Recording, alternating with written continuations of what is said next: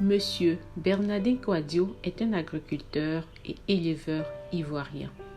Il est le directeur général de Djera Production et président des éleveurs laitiers de Côte d'Ivoire. Monsieur Kouadio nous parle de ce secteur.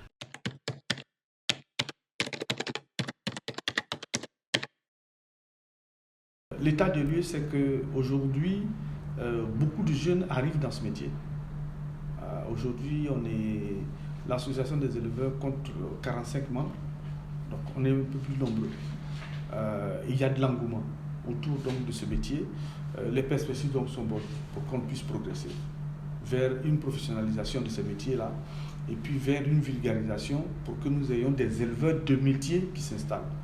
La grosse difficulté aujourd'hui, c'est que 80% des éleveurs inscrits sont des personnes qui arrivent d'autres métiers, qui ont ça en second métier.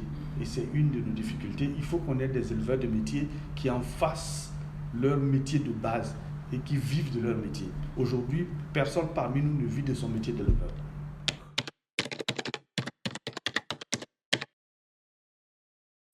C'est la structuration de la filière. C'est une filière qui est nouvelle, donc elle n'est pas encore structurée.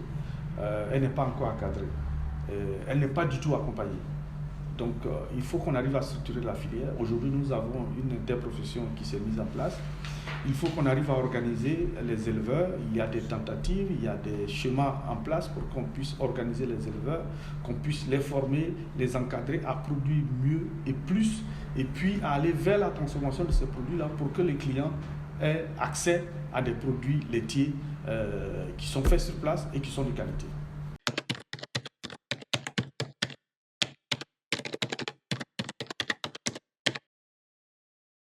Nous pensons que les 5 prochaines années vont permettre à ce secteur d'exploser véritablement pour que nous ayons d'Abidjan à Korogo, d'Abengourou à Man, qu'on ait des produits laitiers faits sur place et qui soient disponibles pour toutes les couches de la société.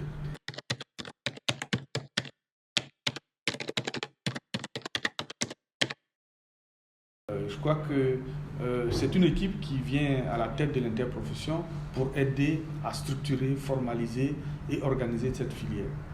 C'est essentiellement ça, avoir des gens autour. Et puis, je pense que le discours que nous avons toujours tenu, c'est de rassembler, d'informer et de former donc les éleveurs pour le mieux-être de l'ensemble de la filière.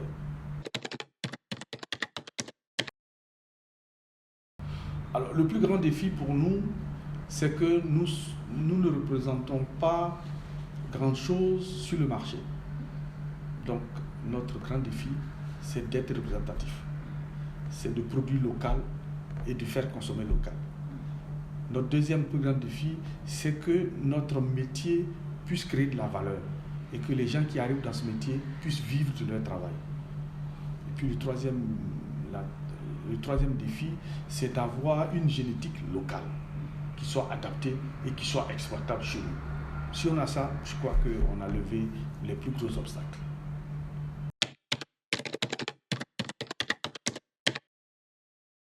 Trouver les moyens pour que l'ensemble des acteurs du secteur soient accompagnés et que nous puissions avoir des financements qui nous permettent de développer notre métier.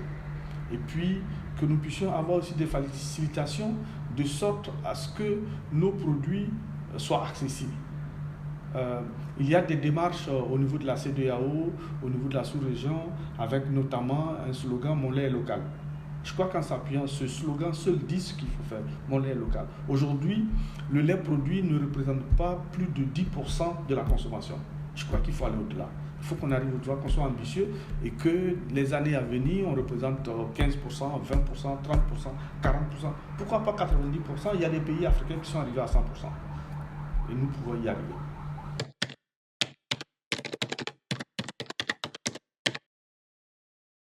Il faut encadrer, il faut soutenir, il faut organiser ce secteur. Vous avez dit tout à l'heure, on a importé 59 milliards. Ces 59 milliards pourraient être reversés dans notre économie locale si on accompagne les éleveurs. Donc comment on fait? C'est de soutenir la production locale, de soutenir la consommation de les produits localement. Si on y arrive, alors il n'y a pas de raison que les éleveurs ne naissent pas. On n'a pas besoin d'être éleveur de père ou de beurre. Aujourd'hui, c'est des métiers qui sont valorisants et on peut le faire, n'importe qui peut le faire. Il suffit d'avoir une petite fibre et d'aimer ce métier-là. On peut le faire.